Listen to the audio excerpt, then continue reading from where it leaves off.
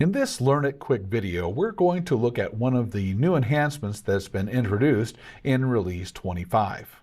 Over the course of 2024 into 2025, Oracle had 4 different enhancements that were part of Release 25, and they introduced a new strategy called the Enterprise Automation Framework.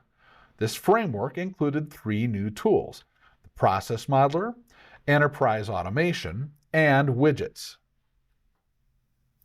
The Process Modeler is a tool which creates models of specific processes inside of EnterpriseOne. Oracle has introduced several new Process Modeler templates that can be utilized to create all sorts of models which are based on document type and line type. They can also include processes that don't include order activity rules, which are user-defined. An example of that would be warehousing. In the image you see here, you see blue nodes which represent the various order activity rule statuses. In between each of those, we see links. So as we begin to capture information at each status, in our normal operating environment, data is generated and is reflected on each of these blue nodes and also in the relationship between those nodes as we see these links here. The information that we see here is real-time data, but it also can be filtered for historical snapshots in time for comparison. Let's take a look at the Process Modeler and its features. To get to the Process Modeler, we're going to go to the User ID drop-down menu, and we're going to come down here. You will see this one right here where it says Enterprise Processes. That is where you would find the process models that you've already created.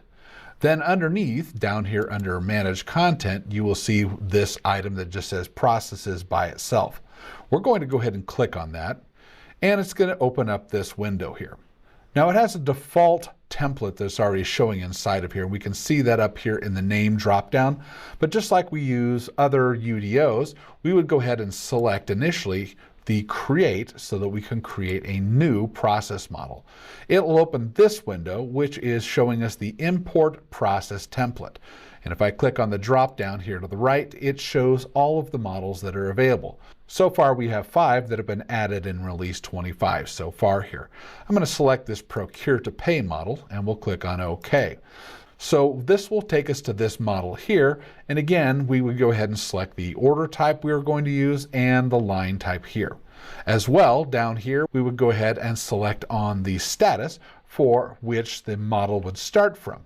After we're done, we'll go ahead and click on OK. As we've configured our model, we're going to see it showing here on this canvas here. Each of these purple boxes here are called nodes, and as I hover over them, they're going to go ahead and show the status and a few metrics that are connected to them. So we would see that on all of these dark blue boxes. Also in between here, you'll see these lines, and these are connectors between 2 different statuses. So we can get analytics between each of those statuses. So if I hover over this, this is going to show us various things that are shown inside of here. Over on the right-hand side, you'll notice that we have these 3 tabs. The first tab is what's called Process Analytics. The next one is called Node Analytics, and then the third one is called Link Analytics. So if I click on any one of the nodes here on the left, it will populate these charts that we see here on the right-hand side. So these are your KPIs and metrics that you can take a look at. If I do the same here for one of these links, then it takes me over to the Link Analytics here, and we see those nodes as well. For each of these charts, we can go ahead and expand them so that we get a better look at the information as it's displayed here, and we can also close the box to its original position. Okay, so these are our 3 tabs here that give us some additional information. Also, when we look at these links that are showing here on the screen here, we can change the color values of the links that we're seeing between here. So if I go ahead and select on any one of these, we can use thresholds so that we can see these showing us our data at different thresholds, just like we would with a watch list. Also, one of the key parts of this is we have the ability to go ahead and filter information. So if we click on the filter icon, we can select how the model is displaying a specific date range and from the statuses at which it's actually showing. Once we've filtered that information, then we can go ahead and create snapshots as we see up here. I can always turn on this snapshot link here. This is showing a snapshot that was already taken.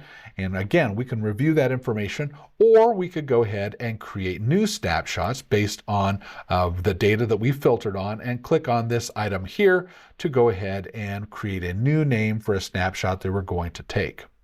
So that's a quick look at what the Process Modeler is and what it can provide.